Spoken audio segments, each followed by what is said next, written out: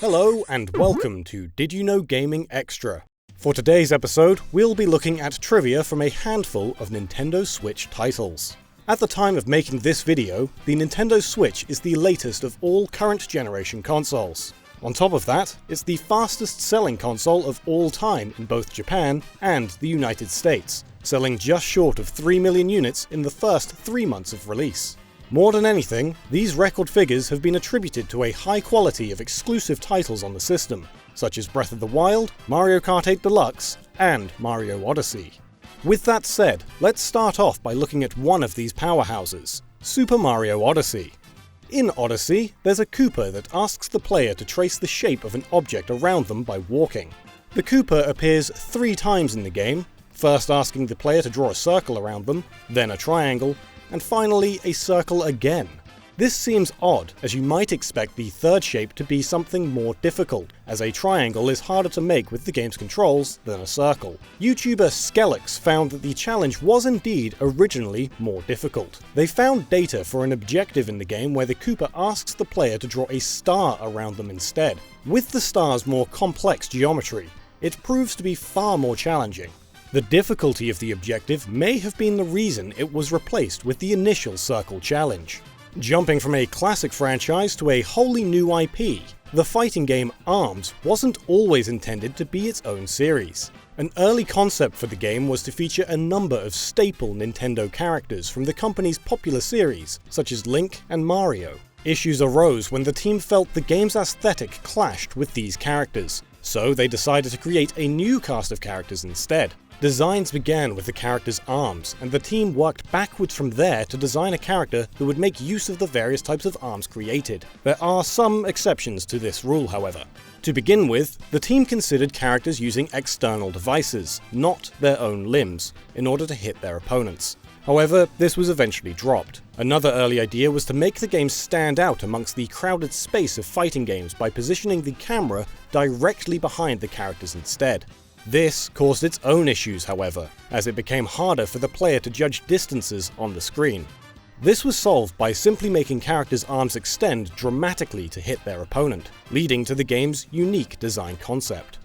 For Xenoblade Chronicles 2, writer Tetsuya Takahashi wanted to have the popular Square Enix artist and director of Kingdom Hearts, Tatsuya Nomura, on his team.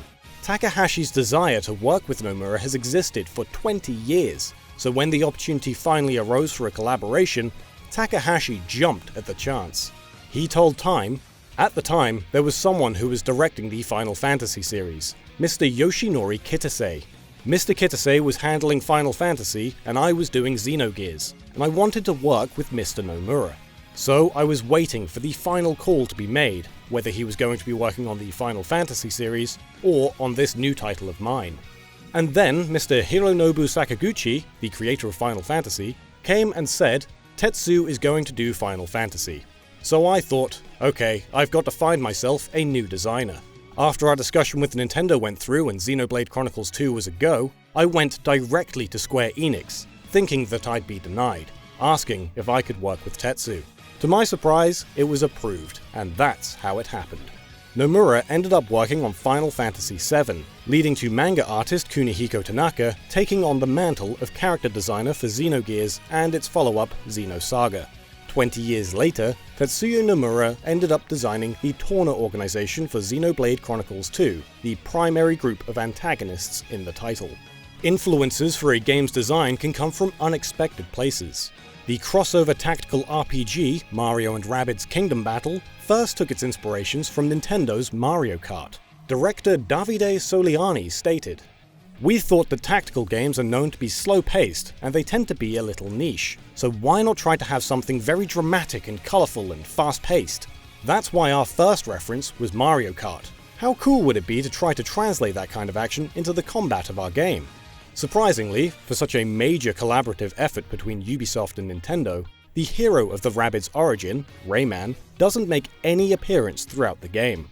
The team did talk about including the hero in the game, but they decided against it after considering the Rabbids as their own franchise separate from Rayman. They saw the Rabbids as a blank canvas of sorts, which allowed the team to design characters that would fit with the Mario heroes closely. Miyamoto even encouraged the team to explore the crazy side of the Rabbids, wanting the team to involve more of their humor and flair. Another of Nintendo's biggest franchises saw its return on the Switch with Pokémon Let's Go Pikachu and Eevee. Both versions of the game have numerous references to other media from Pokémon and beyond. The two Pokémon trainers Las Ayuki and Las Aoi are references to voice actors from the titular Pokémon.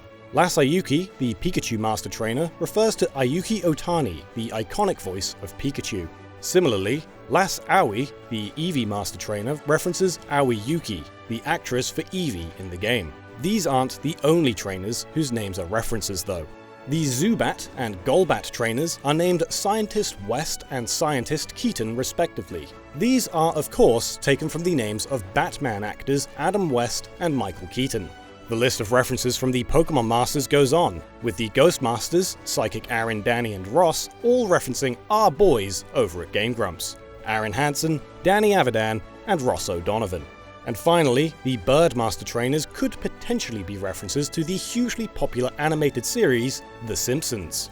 Though just speculation, the Bird Keepers Barney, Seymour and Moe could be named after the Simpsons characters Barney Gumble, Seymour Skinner, and Moe Szyslak. More references to other media in Switch games can be found in Splatoon 2's Octo expansion. The names and taglines of every single level in the DLC are references to songs, films, and trends between the late 70s and the 90s. Just to name a few, Stick and Move Station is a reference to the 1979 film Rocky II, when Apollo Creed's trainer instructs him to stick and move. You got him beat on points, you understand? Now stick and move! The tagline for this stage is also a reference to boxing legend Muhammad Ali, and his iconic quip, "Float like a butterfly and sting like a bee." Ah! Maverick, Goose, and Iceman stations are all references to the 1986 film Top Gun. As well as this, all three stages feature taglines that reference Kenny Loggins' Danger Zone, the big banger from the movie's soundtrack. Labyrinth Station and its tagline both reference Jim Henson's bizarre Labyrinth movie from the same year. Splat Magic Splat is a parody of the line Dance Magic Dance from David Bowie's Magic Dance, which he performed in the film. Whack Fu Station alludes to the 90s fighting game Shaq Fu, with the tagline also being a reference to the Shaq Attack phrase. Another video game reference, this time for a Nintendo property, is Ink and Watch Station, of course referencing Nintendo's first line of handheld games, Game & Watch. Changes had to be made with Super Smash Bros. Ultimate, as it includes every character in the series' history. This even includes the guest characters of the past, such as Snake. With Konami having gone through a rather unpleasant series of events between the release of Brawl on the Wii and Ultimate, it may not come as a surprise that this would affect their contribution to the game. In Brawl, Snake's series emblem was that of Metal Gear Solid's Fox Unit logo. With Ultimate, this was changed to the exclamation mark which appears after a soldier sees the sneaky sausage that is Snake. Stop kidding around. It's very likely that the reason for this change in emblem comes from the unfavorable departure of Metal Gear Solid creator Hideo Kojima from brand owners Konami. During Kojima's tenure with Konami, the former subsidiary, Kojima Productions, began using this logo as their own. It's possible that Konami had requested that the Fox logo be changed in order to disassociate the character from Kojima. The team behind Nintendo's Labo clearly wanted to show their love of detail within the software side of the package. In the game's digital tutorials on how to build the title's external cardboard devices, 3D models of the Switch's controllers, the Joy-Cons, are shown. Despite the fact that it is almost impossible to view, the 3D models of these Joy-Con are actually fully modeled on the inside, only being visible to players who would orient the software's camera to clip inside one of the devices. And now it's time for this episode's random piece of trivia. Today we're looking at 40 Winks, released on the original PlayStation in 1999. The game ended up being a PlayStation exclusive, but it wasn't always intended to be that way. There was originally a Nintendo 64 version in development as well, but it was cancelled at the last minute as a result of shakeups at GT Interactive, brought on by their acquisition by Infogrames. However, this didn't stop the game having an unfinished version created for the Nintendo 64, which, in turn, had been given to Nintendo Official Magazine to play before the final release had been cancelled. Their impressions were positive, even going so far as to say, "Move over, Mario." Great marketing material for the game, so much so that the team put the quote on the front of the PlayStation version's case. If you're interested in more Nintendo trivia, why not take a look at our video all about Nintendo GameCube facts? Or you could check out our book based on our other show on the channel, Region Locked. Help us get this book made, and while you're at it, why not grab yourself a shirt, a hoodie, a mug, a bookmark, I don't know, some merch. It's gonna be bloody great.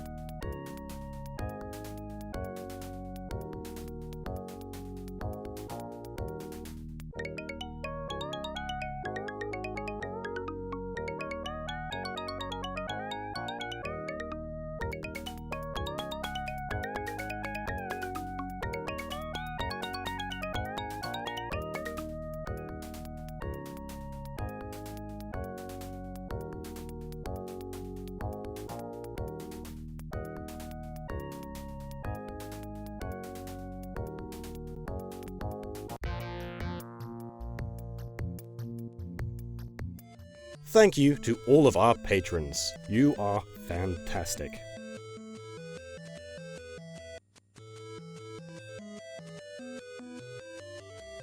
Het zelfs niet, maar het doe ik nou. De 5 6 er ook dan is alle weer op in. Nee, het is december. Je zult nu vers nog wat.